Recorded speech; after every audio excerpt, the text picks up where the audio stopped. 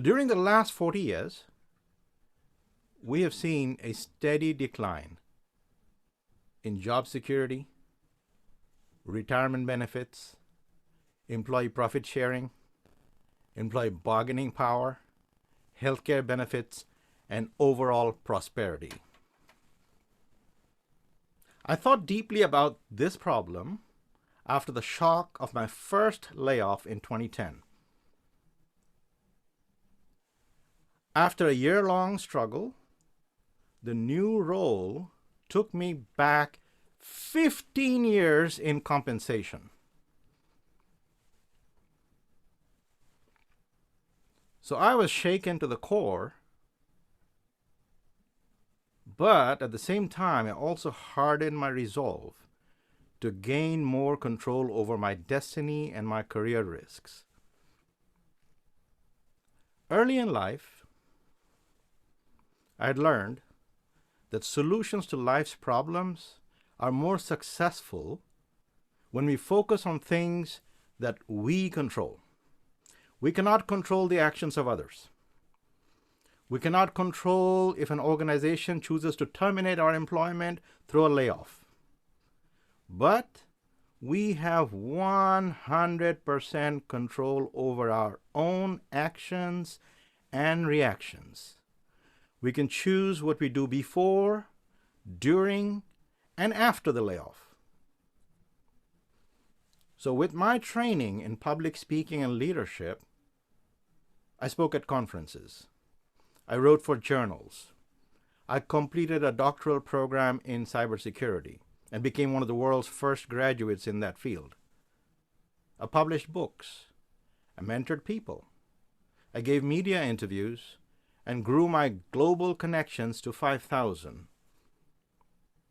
But I still didn't know what this was leading to. What was this taking me? Where was this going?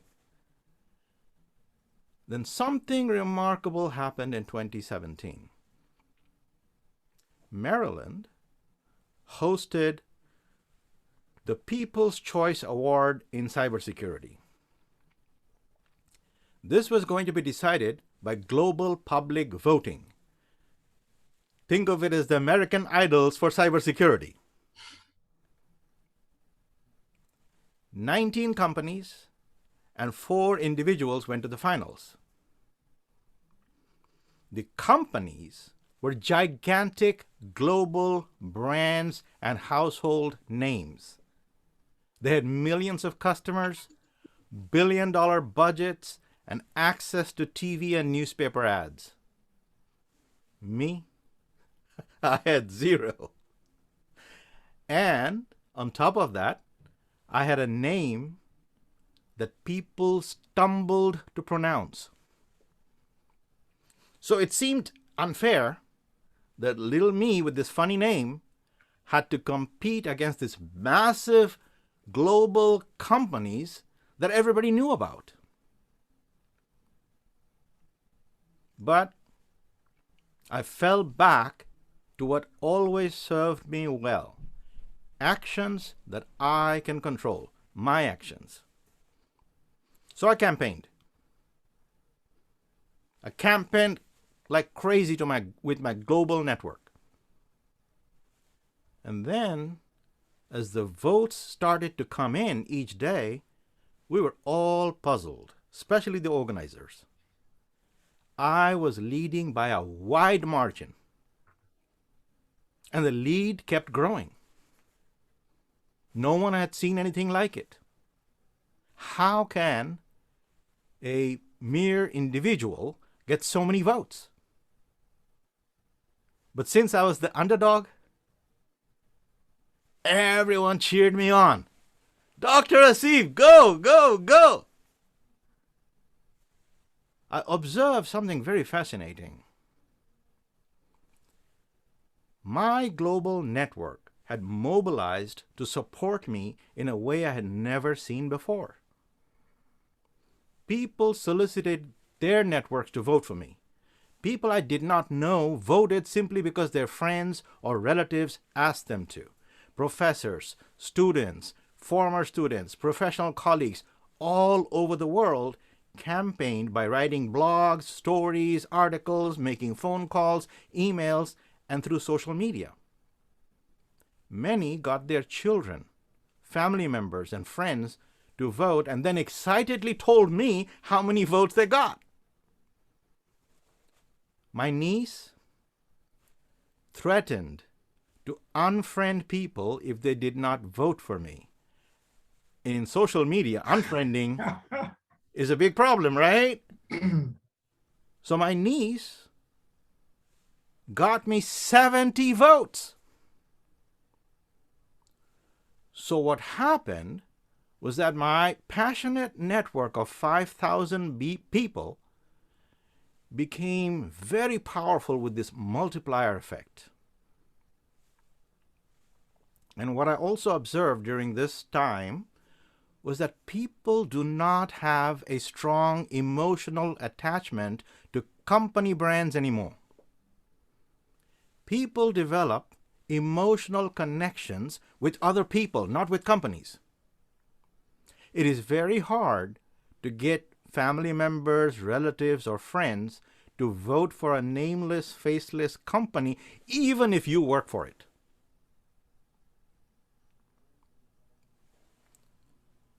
I developed a workshop to teach what I learned about personal branding, because that's when I realized what is happening. I coached and mentored others. Then they started to win and become famous. They started to win awards. My graduates, my students, and they also started to receive unsolicited job offers. They didn't even apply for jobs and they were receiving job offers. And that's when I realized the power of personal branding is the key to reclaiming the power over our destiny. And here's what happened during 2017, 2018, and 2019, 3 years in a row. My online graduate program in cybersecurity won international awards, including Best Cybersecurity Higher Education Program in the USA. Enrollment tripled to 4,800 students globally, which is unheard of. It was the biggest program in the university. But then I started wondering, is this happening because of my personal brand or the name of the university or the organization that I was working for at that time?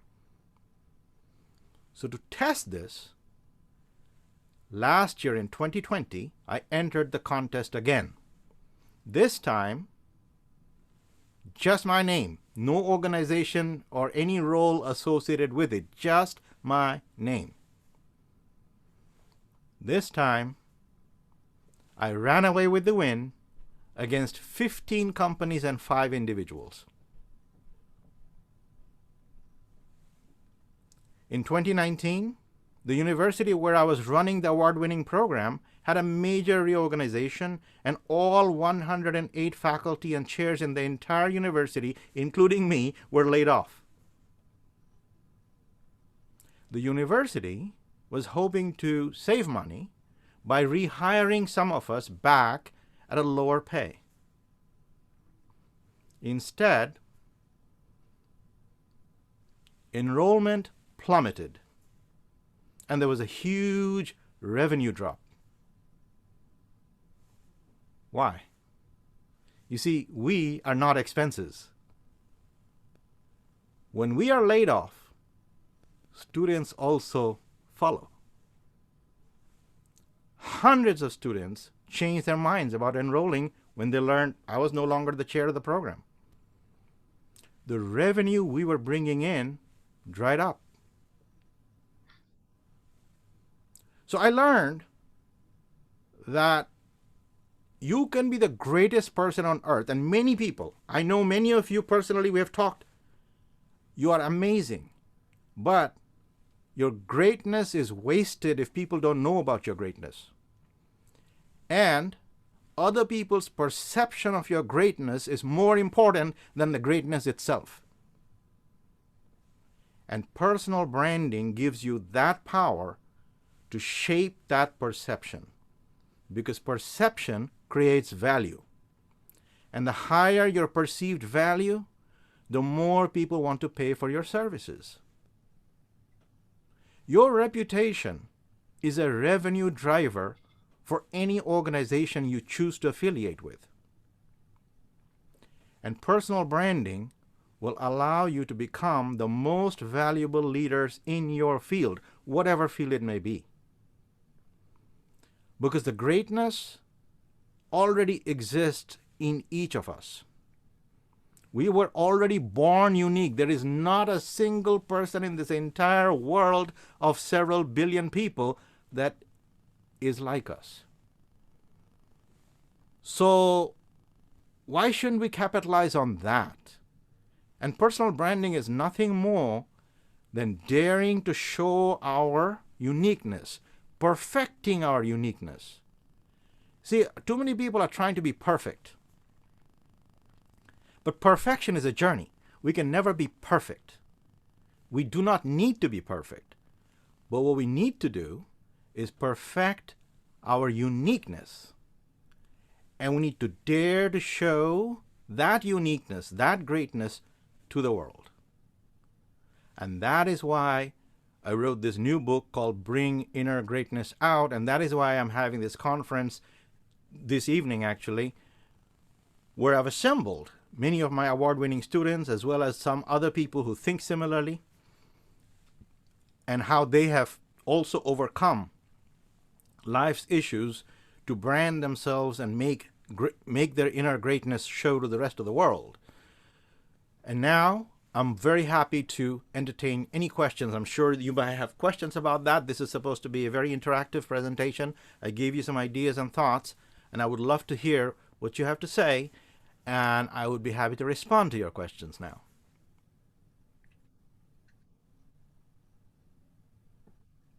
Anybody is welcome to. Perfect. Please, go ahead. Perfect.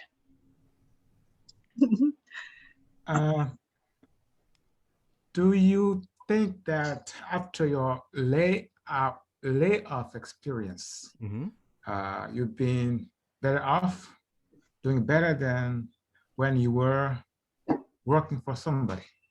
Yes, I believe so. So I've been laid off 3 times in my life. The first layoff happened in 2010, as I mentioned. Right after that, I learned about education in America because I went on a U.S. tour. I traveled through all 50 states. I examined lots and lots of programs. I understood the problems with education. And that's when I realized, okay, so my next role really needs to be in education. It really cannot be in corporate America anymore or any of those things, because I wanted to make a difference. By that time, I'd already had about 25 years in the field. So I went and earned the Doctor of Science in Cybersecurity. So that made me, and then my focus was on leadership aspects of cybersecurity, leadership in the human, because innovation comes from the human brain. Innovation doesn't come from anywhere else. So with cybersecurity, if you're not innovative, you're basically a dead duck. So I realized that this whole thing that I've done my entire life, that needs to be the thing that we need to evangelize everybody. Digital strategy drives all the organizations. So I became one of the world's first Doctor of Science degree holders in the field of cybersecurity. At the time that I graduated, I was one of 12 people in that cohort. That's it, in the entire world, that actually has a Doctor of Science in the field. Because too many people are teaching this, but they don't have degrees in the field.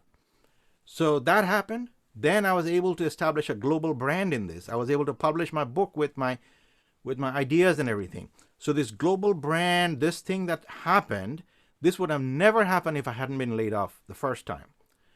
Second time, it gave me the understanding of the federal government sector. So the second time, it was in a federal government contractor. During that time, I understood the problems in that sector. And I noticed that the government, even though they're supposed to save money by hiring contractors, in reality, they actually spend triple. Because I was seeing what the contractors charge the federal government. And I said, my God, if the federal government had their own employees. So I learned about these problems and I was able to write about them. I wrote about them in this book. I wrote about them in this book, that this needs to change. And then after spending 8 years in academia, I understood the problems in academia also. That in academia also, if your program becomes too successful, somebody's going to shut you down. And you're going to create enemies because people don't like too many successful people. So this is what happened. They did this massive reorg, and then they laid off some of the most qualified people, thinking that that would save money, but it really didn't. Right now, you got a PhD in English running my program. How does that make sense? They lost all the students, and nobody's talking about the university. So what did that give me? It actually helped me gain more power over my own brand and authority, because I was spending too much time. I was waking up at 7 in the morning and going to bed at 11 o'clock at night and working all these students, because I had 4,800 students, and I would never not respond to a student. My promise to my students was that if anybody asked me a question, it will be responded to within 24 hours. So because I was very passionate about mentoring, I was spending too much time in this, and I realized this problem needs to stop. And this is why my next role has to be where I have the authority. I should not have a situation where somebody else above me can just lay me off just like that, even though I'm running a successful program. And if I don't get that opportunity, fine, no problem. I don't have to go to work. I don't have to. I'm independently. I have already built multiple sources of income through this personal branding. You see, I wasn't in teaching or anything because I needed the income. It was for the passion. So yes, it has given me that ability. It has given me the experiences to teach others on how to do this empowerment yourself.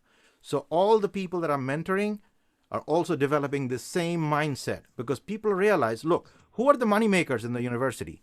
We are the money makers, not the deans or the presidents or all these people that are making incredible amounts of money. They don't bring in the money. They don't create the money. They don't deliver the product. We do. So our pay needs to be proportional to our contribution, not authority or what has happened in the last 40 years. You see, CEO pay is now 400 times an average worker's salary, whereas in 1980, it was only 40 times an average worker's salary. So why? I mean, those of you who are in the business world know that this is not capitalism. Capitalism basically says that you should be earning according to your contribution. So that is the key thing that is happening. Now I'm able to talk about that. I'm able to go to other people and mentor them the right way. So yes, it has definitely freed me up. And it has also allowed me to explore other things that I could during this free time, because I would never have been able to write this book if I did not accept the layoff. For example, if I reapplied for a job at a lower pay and took that, I wouldn't have had this free time. Cool. So this is the key. And they did call me back. They wanted me back later on, but I said, no, right now, you still got this PhD in English who's still going to be above me. I can do that job. You see, the PhD in English's job I can do, but they cannot do my job. So why are they my boss and earning 2-3 times my salary? Right? If I can do my boss's job and my boss cannot do mine, then I should be making more money. And that's what happens with, say, baseball players or those kinds of people, because these people are able to control their personal brand and their money. A baseball manager makes far less than a baseball player, because the real money producer is the player. Thank you. Thank you, Mansur. That was very motivating.